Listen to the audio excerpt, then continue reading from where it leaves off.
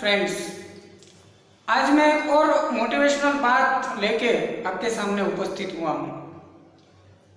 Generally हम जानते हैं, हम देखते हैं कि हार्डवर्क की बहुत ही महिमा गाई गई है। हम ऐसा मानते हैं कि अगर हम हार्डवर्क करेंगे तो हम कुछ भी हासिल कर सकेंगे। पुराने जमाने में संस्कृत में एक श्लोक भी है, उद्यमेनि सिद्धन्ति कार्याणि न मनोरथे न हि सुप्तस्य सिंहस्य प्रविशन्ति मुखे मृगाः।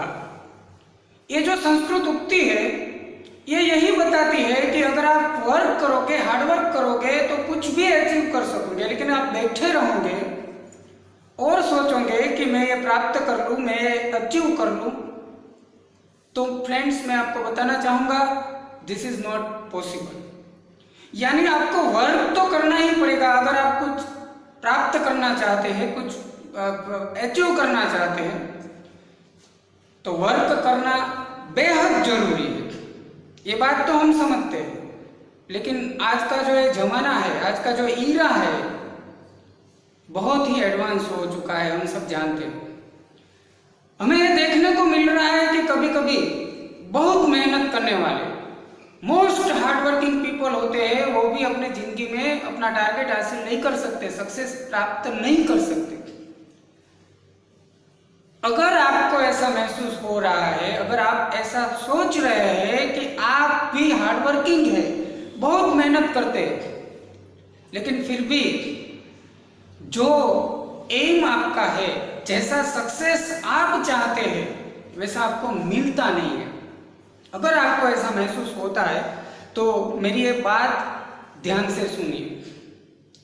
आज के जमाने में वर्क तो करना पड़ेगा, हार्डवर्क भी करना पड़ेगा, लेकिन एक नया वर्ड आया है, शायद आपने सुना भी होगा, स्मार्ट वर्क। स्मार्ट वर्क मतलब हार्डवर्क के साथ जब अपना इंटेलिजेंस मिल जाता है तो स्मार्ट वर्क बनता है। इन शॉर्ट हम ऐसा बोल सकते हैं कि hard work plus intelligence is equal to smart work. अगर आप स्मार्ट वर्क नहीं कर सकते, आप वर्क के साथ अपनी बुद्धि को नहीं लगा सकते, इंटेलिजेंस को काम पे नहीं लगा सकते, आप प्रैक्टिकल होके नहीं सोच सकते, तो ये जमाने में आप सक्सेस प्राप्त नहीं कर सकते। एक छोटी सी बात है, एक बड़ा सा राज्य था, किंगडम, और उसका जो मिनिस्टर था, मंत्री, अच्छी तरह से सब कारोबार संभालता था, ऑनेस्ट भी अच्छा था, कामकाज भी अच्छी तरह से करता था, लेकिन उसकी उम्र बढ़ जाने के कारण उसको निवृत्त होना पड़ा और उसने निवृत्ति घोषित कर दी। अब एक जगह, एक पोस्ट राज्य में खाली हुई थी मिनिस्टर की, और उसकी जगह एक नया मिनिस्टर अपॉइंट करना था।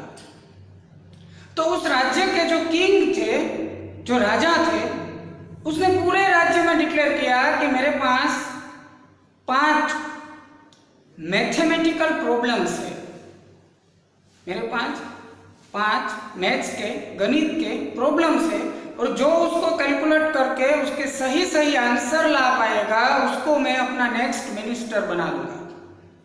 पूरे राज्य में उसने अनाउंस कर दिया। तो जिस दिन ये मैथ्स की कंपटीशन रखी गई थी, तो पूरे राज्य के जो मैथमेटिशियंस थे, जो अपने आप को अच्छे मैथमेटिशियन समझते थे, गणित शास्त्री मानते थे, वो सब वहां इकट्ठे हुए ये कंपटीशन में हिस्सा लेने के लिए। सबको मिनिस्टर बनना था। तो राजा ने वो सभी मैथमेटिशियन को अपने 5 जो प्रॉब्लम्स थे मैथ्स के, वो दिए। वो 5 प्रॉब्लम्स उसको देने के बाद जो किंग था उसने बोला, सबको बताया कि आपको एक बड़े से हॉल के अंदर बिठा दिया जाएगा, उसमें एक ही डोर है बाहर निकलने के लिए, उसको बंद कर दिया जाएगा। जो भी इस 5 प्रॉब्लम से उनका सही सही आंसर जिसको मिल जाएगा, उसके लिए तुरंत ही वो दरवाजा खुल जाएगा, और वो जब बाहर आएगा तो उसको मैं अपना मिनिस्टर घोषित कर दूंगा। तो सब मैथमेटिशियंस अपनी अपनी जगह पे हॉल के अंदर बैठ गए। प्रॉब्लम्स का कैलकुलेशन करना उसने स्टार्ट कर दिया, और जो किंग थे वो हॉल के बाहर चले गए दरवाजा बंद करके। जो डोर था उसने बंद कर दिया और बाहर चले गए। सभी गणित शास्त्री जो मैथमेटिशियंस थे उसने पूरे 1 घंटे तक कोशिश की आंसर लाने की, लेकिन किसी से नहीं आया। सभी मैथमेटिशियंस थे, अच्छी तरह से गणित जानते थे, लेकिन आंसर नहीं आ रहे थे। शायद उसी हिसाब से प्रॉब्लम दिए गए हो कि जिसका कोई सही से आंसर ही ना हो। 1.5 घंटा हो गया, 2 घंटे खत्म हो गए, लेकिन किसी को भी आंसर मिला ही नहीं। तो सब सोच रहे थे कि अभी क्या किया जाए, एक भी प्रॉब्लम का आंसर मिल नहीं रहा है, अब क्या किया जाए। तभी एक मैथमेटिशियन है, उसने वो कैलकुलेशन करना छोड़ दिया, सब जो कागज और जो पेंसिल और सब था वो एक बाजू रख दिया और खड़ा हो गया और हॉल के अंदर वो राउंड लगाने लगा। राउंड लगाते लगाते उसको ऐसे सोचने में आया, उसको लगा कि मैं जरा देख तो लूं दरवाजा कितना टाइट है, या शायद खींचने से खुल भी जाए। ऐसी सोच के साथ वो जो डोर था उसके पास गया, उसके हैंडल को उसने पकड़ा और जैसे ही दरवाजे को खींचा तो दरवाजा खुल गया। दरवाजा खुला ही था, बंद किया ही नहीं था। तो दरवाजा जैसे खुला तो वो जो मैथमेटिशियन था वो बाहर आया और जैसे ही उसने बाहर कदम रखे वहां पे किंग खड़े हुए थे और उसने तुरंत ही उसके गले में हार डाल दिया और बोले कि मेरे इस राज्य के नए मंत्री के तौर पे आपका स्वागत है। तो मैथमेटिशियन सरप्राइज हो गया और उसने बोला कि वो सब तो ठीक है महाराज, लेकिन मेरे से एक भी प्रॉब्लम का आंसर नहीं आया है, वो मैं आपको बता दूं। मैंने तो सोचा कि शायद दरवाजा बंद है ऐसा आप बोल के गए थे, लेकिन मैंने सोचा कि चलो खींच के एक बार देख लेते हैं शायद खुल जाए, और मैंने खींचा तो दरवाजा खुल गया और मैं बाहर आ गया। तभी राजा ने कहा कि हाँ, फिर भी आप ही मेरे राज्य के मिनिस्टर होंगे, क्योंकि मैं अपने राज्य के मिनिस्टर के तौर पर कोई ऐसे इंसान को बिठाना नहीं चाहता जो दरवाजे खोलने के लिए मैथ्स के प्रॉब्लम सॉल्व करता फिरे। मैं ऐसे इंसान को मिनिस्टर बनाना चाहता हूं जो खींच के दरवाजा खोल सके, यानी कि जैसी भी सिचुएशन है उस हिसाब से अपनी बुद्धि लगा सके, इंटेलिजेंस को काम पे लगा सके, उस सिचुएशन के हिसाब से वो प्रैक्टिकल बन सके। ऐसे आदमी को मैं मिनिस्टर बनाना चाहता हूँ। तो आज का जमाना भी ऐसा है, आप हार्डवर्क कर सकते हो लेकिन अपनी बुद्धि काम पे नहीं लगा सकते, स्मार्टनेस उसमें नहीं ला सकते, तो आपका हार्डवर्क है वो भी पीछे रह जाता है। इसलिए अपने हार्डवर्क में इंटेलिजेंस लगाइए, प्रैक्टिकल होकर हार्डवर्क कीजिए, स्मार्ट वर्क कीजिए, surely you will get success. और जब हम एम को पाना चाहते हैं तो याद रखिए अवरोध जरूर आएंगे। कोई ऐसा इंसान नहीं है कि जिसने अवरोधों को पार न किया हो। जब वो महान बनता है तो अवरोधों को पार करके ही बना जाता है। यही एक रीत है, यही एक ऑप्शन है आपके पास, और कोई ऑप्शन नहीं। अवरोधों से डरकर अगर आप बैठ गए तो कभी सक्सेस प्राप्त नहीं कर सकेंगे।